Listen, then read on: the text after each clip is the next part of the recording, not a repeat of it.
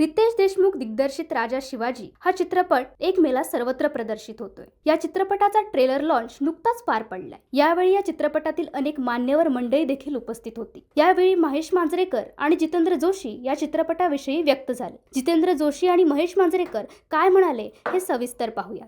कवी, गीतकार, अत्यंत विचारी अभिनेता जितेंद्र जोशी यांच्यासाठी. जितेंद्र, मी काही तुला प्रश्न विचारणार नाही, तुझा अनुभव तुझ्या शब्दांमध्ये तू मांडावास अशी तुला विनंती. नमस्कार.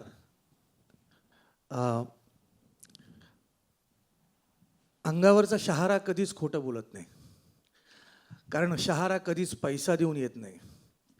शहारा येतो भावनेनं, आणि जी भावना मला आत्ता व्यक्त करायची आहे त्यासाठी मला 2 ओळी अशा सुचतात की साद घालते माय मराठी तेथेची धन्य झालो, साद घालते माय मराठी तेथेची धन्य झालो, गतजन्मीचे पुण्य म्हणून महाराष्ट्र देशी जन्मालो. तर माझे आजी आजोबा जिथून कुठून आले, मी धन्य झालो की मी या पुण्यभूमीत जन्माला आलो, ज्या भूमीमध्ये सह्याद्रीच्या दऱ्याखोऱ्यातून वाहणारा वारा माझ्याही अंगावरून जेव्हा जातो तेव्हा तो माझ्या शहाऱ्याशी स्वतः बोलतो. आणि त्या वाऱ्यामध्ये माझ्या छत्रपतींची, आपल्या छत्रपतींची गाथा आहे. आता ती अशी गाथा आहे की एक काय 100 चित्रपट निघाले तरीसुद्धा ती कोणी सामावू शकत नाही. परंतु हे इतकं मोठं शिवधनुष्य हे पेलत असताना भाऊंनी फोन केला आणि सुदैवाने एक कोणीतरी म्हणजे एक अभिनेता, ज्येष्ठ अभिनेते असणार होते, परंतु काहीतरी प्रॉब्लेम झाला. भाऊ म्हणले की असं आहे, तुम्ही येता का? आणि मी आलो आणि मी काम केलं. आणि आज या क्षणी इथे उभं राहिलेलं असताना जेव्हा मी ट्रेलर पाहिला तेव्हा मला धन्य झाल्यासारखं वाटलं. कारण एकतर या सगळ्या मंडळींच्या सोबत मी या चित्रपटात आहे.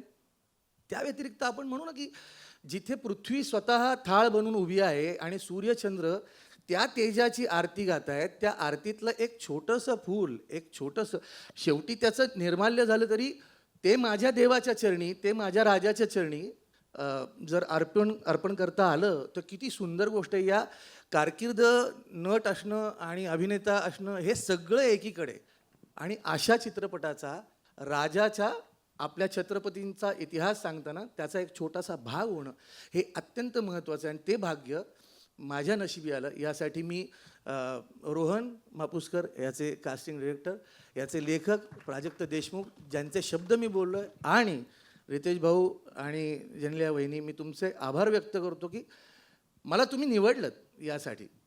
म्हणून म्हणजे काय मला माहीत नाही की आपली मुलं बाळं आपली नावं काढतील की नाही, पुढे कोणी घेईल की नाही, 2 पिढ्यानंतर सगळे विसरतात, पण हा चित्रपट राहील आणि या चित्रपटाच्या निमित्ताने आपण राहू. ज्यांनी खरं तर शिवछत्रपतींच्या भूमिकांची सुरुवात करून एक लँडमार्क सेट केला, आणि या चित्रपटामध्ये एका वेगळ्या लखुजींच्या भूमिकेमध्ये ते आपल्याला दिसत आहेत, ज्याची आपण टीझरपासूनच कौतुक करायला सुरुवात केली आहे. महेश सर, यापूर्वी तुम्हीही शिवछत्रपतींची भूमिका साकारलेली आहे. या चित्रपटामध्ये रितेशजींबरोबर काम करतानाचा अनुभव कसा होता? तुमच्या व्यक्तिरेखेबद्दल पण आम्हाला ऐकायला आवडेल. नमस्कार.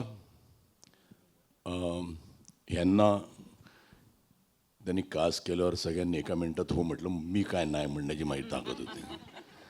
पण